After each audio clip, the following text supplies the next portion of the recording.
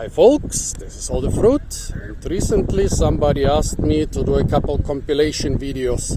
Stuff like the 10 best fruit in the world, the 10 worst fruit in the world, my top 10 fruits on my bucket list. Well, I've been planning to do this for years and haven't done it for several reasons. One being that I'm not a little bit, but very lazy, and that almost nobody is watching my videos, so I didn't want to do like 10 hours work for one video that's gonna be watched by 200 or 300 people. And the second reason is right now I'm traveling again for months without a laptop, just with my phone. So yeah, a little bit difficult to do compilation videos there. But I decided what I can do are videos about my bucket lists. Well, yeah, bucket lists, I think everybody has them.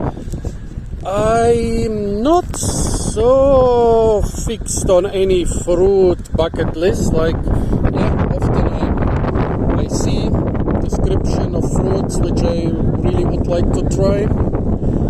But yeah, basically I'm traveling around and trying whatever I can. But now I started compiling bucket lists, and since there are so many different fruits I want to try, I'm doing a couple of those, like basically for every part of the world. And I want to start with South America. Since I tend to use only my own video and picture material, this will be a video without fruits in it. So if you don't want to look at my ugly mug, you can enjoy the beautiful view on Teresita's beach here in Tenerife. Yeah, as I said, without fruits. If you want to check out the fruits I'm talking about, well, most of the fruit for South America I took from a website. What was it called? Bacon is Magic. Yeah, some website about some girl, I think, traveling through America and trying a lot of local food and local fruits. There was a surprising number of rare and unknown to me fruits in this website. Well, also you can go to Earth Titan. This is, well, I don't know if he's so well known in the fruit hunting community, but he has a lot of really great fruit videos, also a lot of compilation videos, and basically in almost every one of his videos I found some fruit I don't know. Also, last but not least, you can check out the Weird Explorer. He has been traveling a lot through South and Central America and has a lot of videos on rare fruits which you basically rarely can find outside of this area. So right now what I'm gonna do is I'm just gonna read the descriptions I compiled from my other phone. And basically, yeah, please tell me if you have tried any of those fruits. Tell me which other fruits you would like to see from South America. I haven't been to South America proper yet. I've been a little bit into Central America and the Caribbean, but never to South America.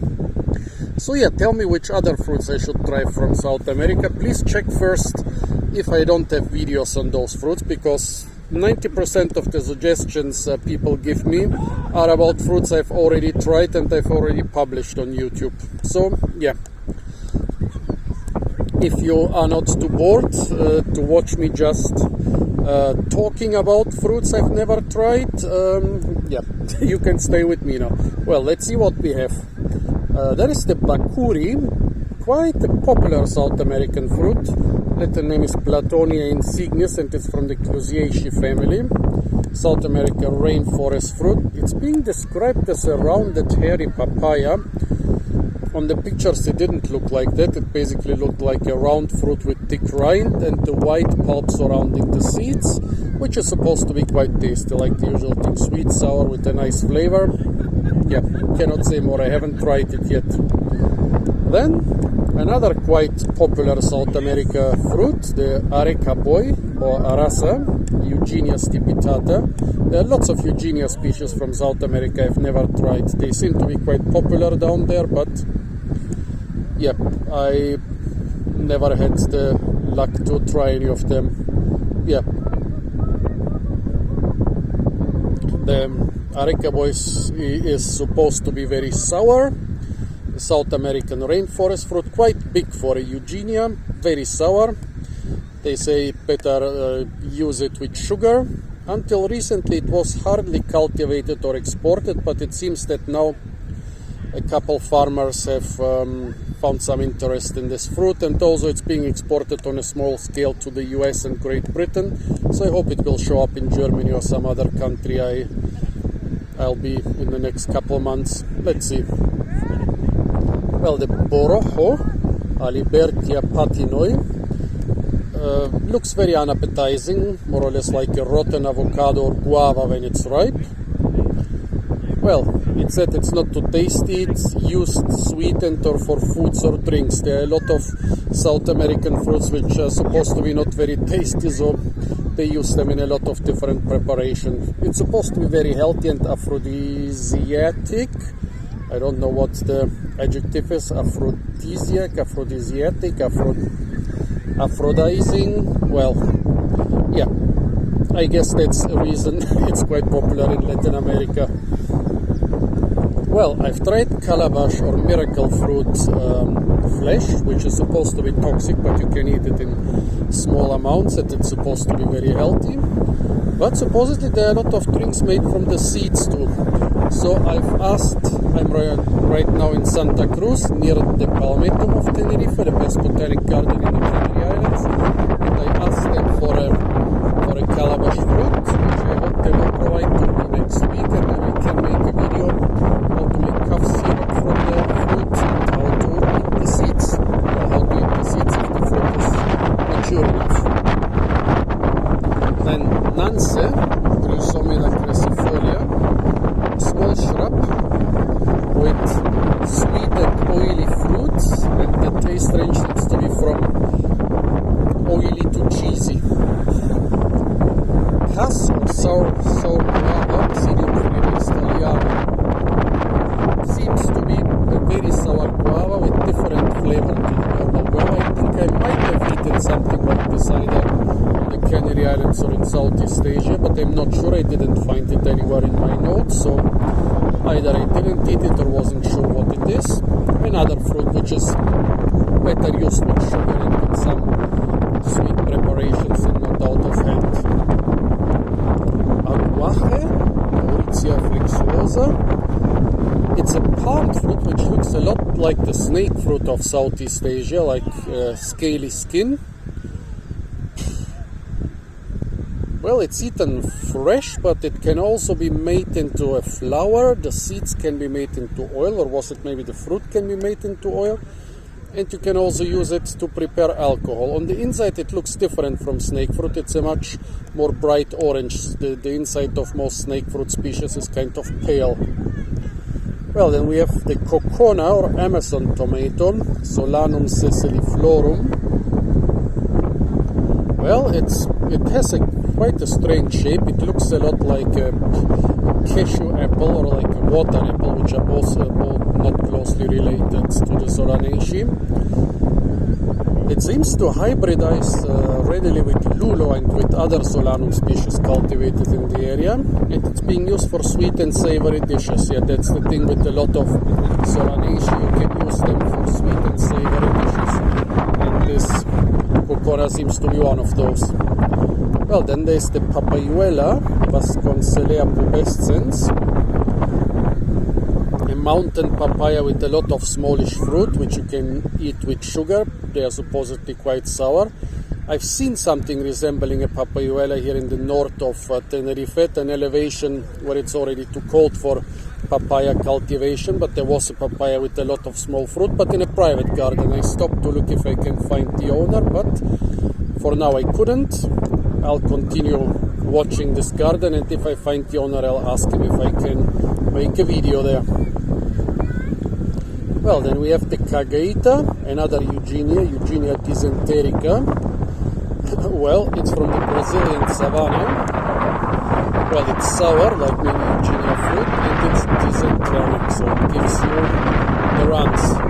And it also seems to be slightly hallucinogenic, so you'll sit on the toilet and hallucinate. Well, Cuasu, the Obroma grandiflorum, probably the fruit I want to try most from South America. There are a lot of very interesting cocoa relatives which are very difficult to obtain outside of South and Central America, and cupuaço seems to be the most famous of those. It's being export to other parts of the world has started, but it's still on a small scale. Well, it's the national fruit of Brazil, sweetened tangy, which is quite strange for a chocolate relative, but okay, with notes of chocolate, melon, pear, passion fruit and pineapple. Sounds like something I really want to try. And the cambuci,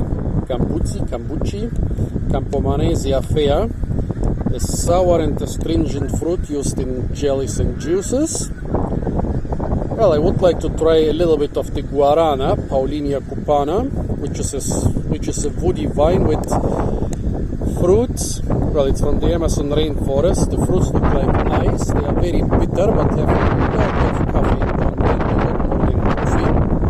They also have a lot of tannic acid, which means that the caffeine will hit you later and stronger, and the effect will last much longer. It's very popular in Brazil. It's also you can buy extracts all over the world, but I want to try the fresh fruit.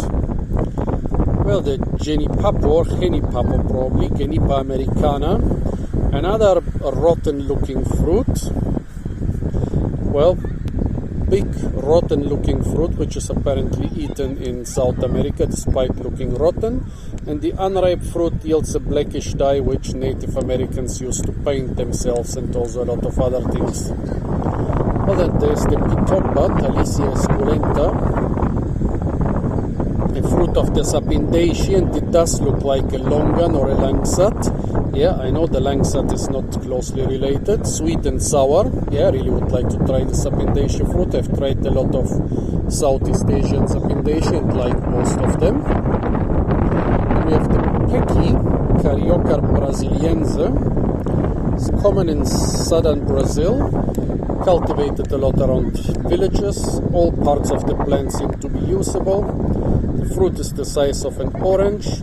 Both the pulp and the seeds are edible, but the seeds are covered with spines, so you have to eat the pulp carefully. Then dry the seeds, scrape off the spines, and then you can crack and eat the seeds. A lot of work, but since it's native to pretty poor parts of Brazil, I guess the people are happy to have it. Well, the pulp tastes sweet, fruity and cheesy, and the seeds are used for oil. Then there's the gumichama, another Eugenia, lots of Eugenias down there, Eugenia brasiliensis. Well, it's mostly grown around Paraguay and Rio de Janeiro. I guess it's sour, sweet, and with the tangy flavor like most other Eugenias. Then there is this funny named fruit, the eagle rubeth, macaula, Acropomia aculeata. There's a sweet and fibrous pulp. It's used for soap. The seeds are soft when fresh, and later they are harder. I think when they are fresh they are eaten out of and later used for oil. By the way, you don't need to write all this down. I'll put my notes here in the comments together with links to the major websites and YouTube channels I got the inspiration for. Still watch my video. Don't just click on the links and go to the sources. Also watch my videos. If it's popular enough, I'll try to make a couple more videos about other parts of the world. So, what else do we have?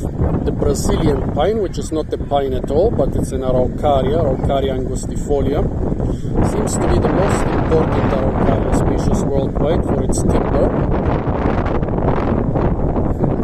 Well, the Native Americans used to harvest the cones with blunt arrows, but when the Europeans arrived, they immediately started harvesting the forest for timber, and until the middle of the 20th century they had basically destroyed all those Araucaria forests, and then because the timber is so valuable, they started plantations, not just in Brazil, but all over the tropics and subtropics, so I guess.